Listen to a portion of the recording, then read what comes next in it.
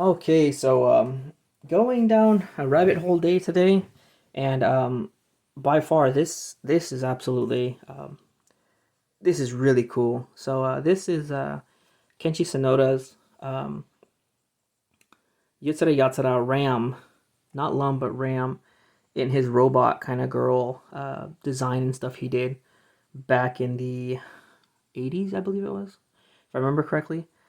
So yeah, so he did a whole bunch of designs of them along with this brand or group or whatever, collector circle. And so this is the only one I could find at the moment. I really wanted to get Lum in them, but Ram looks really good, and I think the other girl was Rose, the one from the movie, if I remember correctly. But I haven't watched that movie yet, and it's kind of a pain to try to get those movies nowadays, just because they weren't that popular here in the U.S. But anyways, I picked up this one, and for sure, if I find some more robot lum or lamroid is what they called it, I believe in Japanese. So like lum and android put together, lumdroid or lumroid. I can never say it right. Um, but anyways, this one it was pretty expensive, but it's just really cool. Like this, it's like brushed metal like look to it. It's really trippy. So I mean, you can see how well it like reflects the light and everything, almost like a semi-polished, metal, which is really interesting for how old this sticker is supposed to be. And I know a lot of reports, a lot of people report that after so long, the sticky adhesive kind of goes to nothing, kind of doesn't work anymore. And I kind of wanted to get this to put this on my laptop. I know that kind of sounds kind of dumb and is kind of dumb because this is pretty expensive for a sticker, and it's more like historic-y than something you just slap on something else. But yeah. But anyways, I have the book that goes with this that came out around the same time, and so the book does show this and all the other stickers that they offered at the moment at that time. And then it kind of just went into like obscurity, and no one really did anything with it. They just had the book and the art and stuff like that. Sonoda he did later on. I think it was in Mega Punch magazine. I think it was called. They did talk. They didn't. Well, they didn't talk more, but they just did more art and stuff like that. And I know recently for Call Me Cat, like Call Me Cat 100, 101, one of the two, he did a cover with Lum as the robot again. I don't have that book yet, so I don't know what's in it, but hopefully later I get it and I can compare it to the old 80s book that they did. But yeah, so I was able to get this one, and it's really cool. Ram as this robot android just looks so freaking cool to me, and I just love the style and how more simplistic it is. It's not like more cyberpunky where everything's like super detailed and like super like everything has like all these intricate things, but it's just really really simple, and it still has like the anime eyes to it and everything, and just really simple lining and more easier to follow along. I mean, cyberpunk's cool and everything, and that style and everything that's new with it is really cool. But I don't know, just something about the old Sonoda art that he did with Lum and all the friends. They just look so cool. And in the book, they even have like single line like little visors, kind of thing to cover them, like in one of the concept little arts thingy that they did. And I thought that was just so cool and kind of like makes me think of it makes me think and kind of reminds me why I like was it Soryaza Hajime? I can't say his name right, but the guy that did all of that more like pinup kind of robotic kind of girls that were really really popular a while ago, and I think he did the cover for Aerosmith if I remember correctly. But anyways, like just that style of like the robot metallic like look to it. It looks so cool and really simple. It was just really really interesting art for me. And then Sonoda's art with Lum and all the friends done in this similar art style. I just think it's absolutely amazing.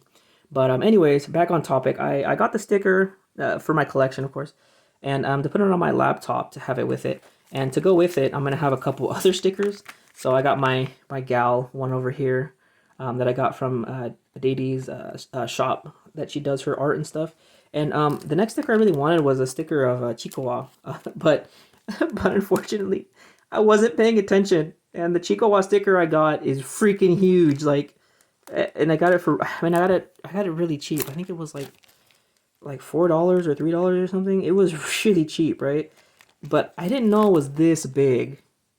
You know, this is something you slap on like the freaking minivan or van or something. So yeah, this is way too big for me to put on my laptop. So I might have to like give this to like my niece or something. I don't freaking know.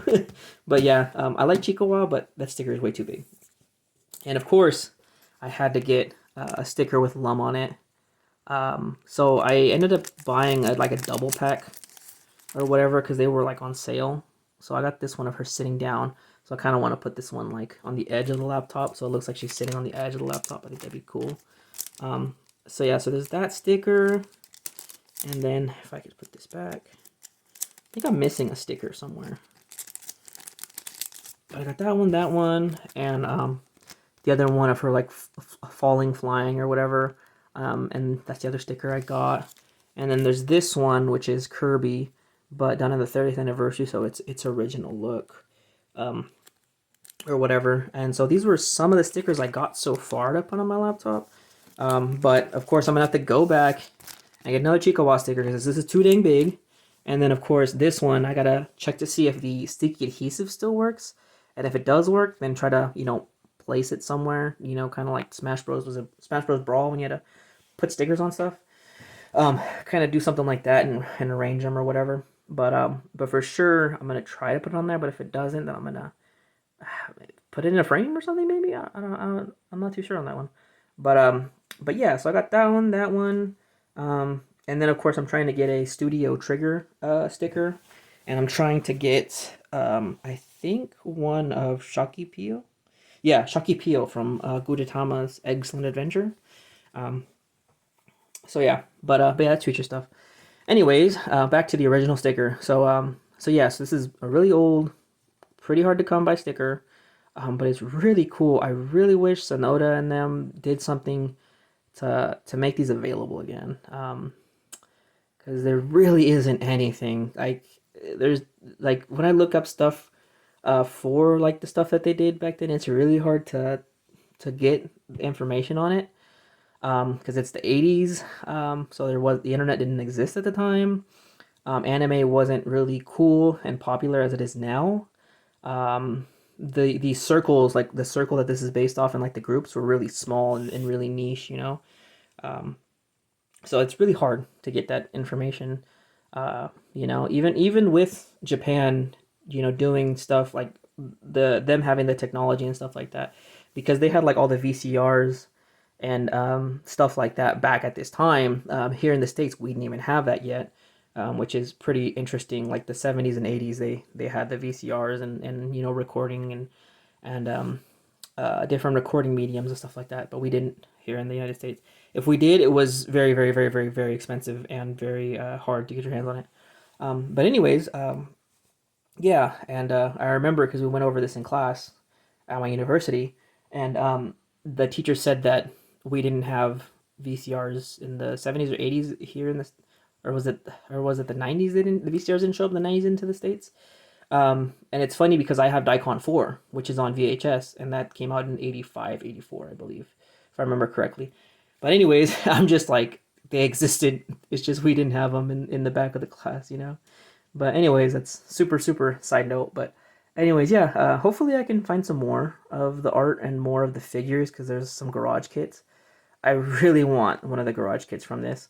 And then I'm going to probably try to find somebody to build it for me and everything. And paint it up and just make it look really, really good. Just to give these garage kits some justice, and just so I can hold on to them, take care of them, and then have some really good examples for you guys of well put together garage kits. Especially with all the new paints and all the new stuff we have, all the techniques and stuff like that. Now that we have the internet, and we're not in the 80s or early 90s, anymore. We can use the internet and use resources like that to make really, really good garage kits that rival or even beat out any pre-painted, pre-built, pre-assembled figures that you could buy. But anyways, yeah, so that's it for this quick little interesting sticker and sidestep into my other stickers I've been trying to collect for my laptop computer and everything. So yeah, that's all I got for this one today, and so thanks for watching.